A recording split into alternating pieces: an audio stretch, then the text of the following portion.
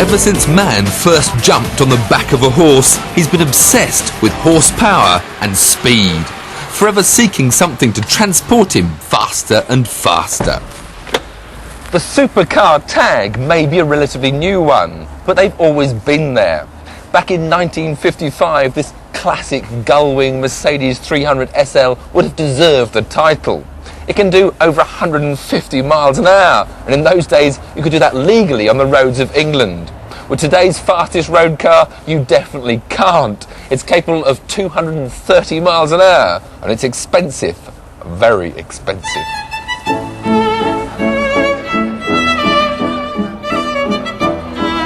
A gala ball at the stately Goodwood House is the sort of classic occasion that makes you feel like $1 million. So naturally, you do your best to look $1 million. And just to maintain the impression, you want to drive home in a car that befits the splendour of the occasion. Now, if you actually have $1 million to spare, you might just choose a McLaren F1.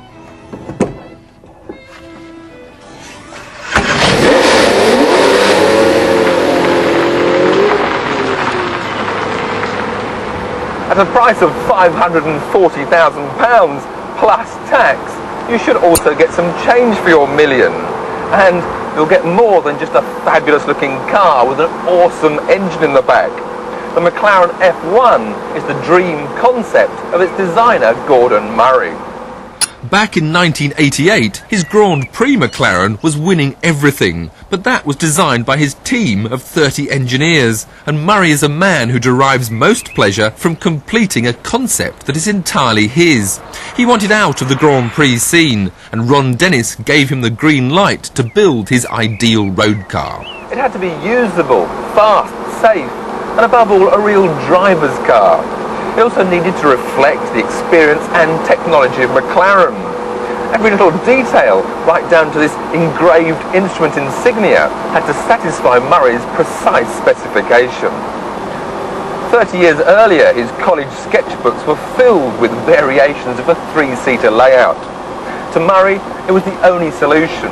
The driver would sit in the optimum position, in the middle.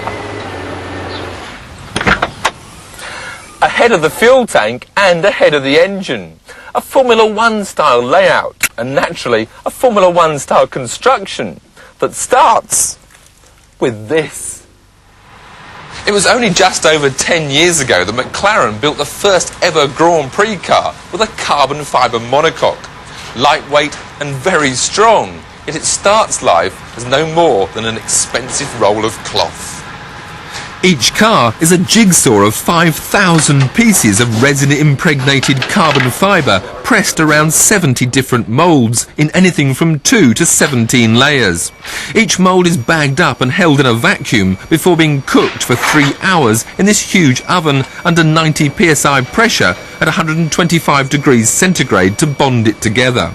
The cured carbon fibre pieces are then stuck together rather like building a giant Airfix model with full-size parts until you have a complete body shell ready for the paint shop. From paint shop to assembly shop.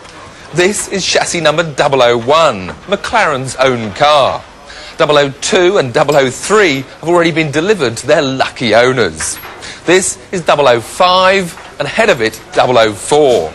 With an output of just 3 cars a month, this is as long as the assembly line gets.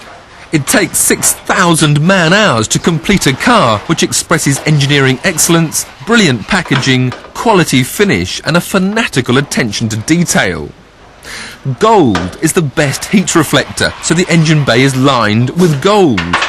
Murray turned to BMW for his engine. The 6.1-litre non-turbo V12 produces 627 horsepower. Murray only asked for 550, so he wasn't too unhappy when the engine came out 16 kilos heavier than the 250 he'd specified. Stress goes up.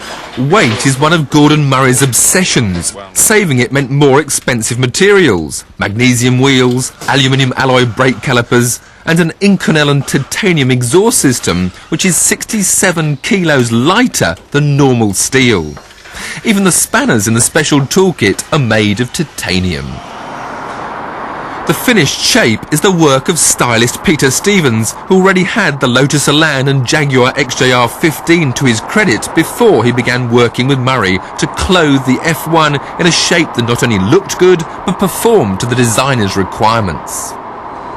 So, have all Gordon Murray's dreams come true? Is this a usable supercar? Well, it's light and easy to drive, the visibility is superb, the engine will dawdle along as slow as you want it to, and here in the middle there's a CD sound system all around you that's been honed to perfection. And there's even room to take the whole family shopping. Parking is a doddle, and there's no problem with opening the doors.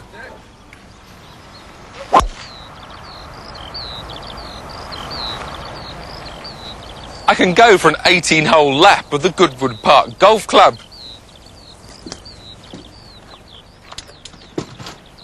I've even got enough luggage space to pack up and head off for a weekend in the country. In fact, the two pannier lockers give the McLaren the same storage volume as a Fiesta boot. And under the floor there are spare fuses, bulbs and a first aid kit. So this really is a supercar you could use every day. But I can't really see the owners doing the shopping. They'll have staff to do that, a helicopter for the golf course and a Learjet for the weekend away. What the buyers of this McLaren F1 will want to do, and what you've all been waiting for me to do, is give it some stick.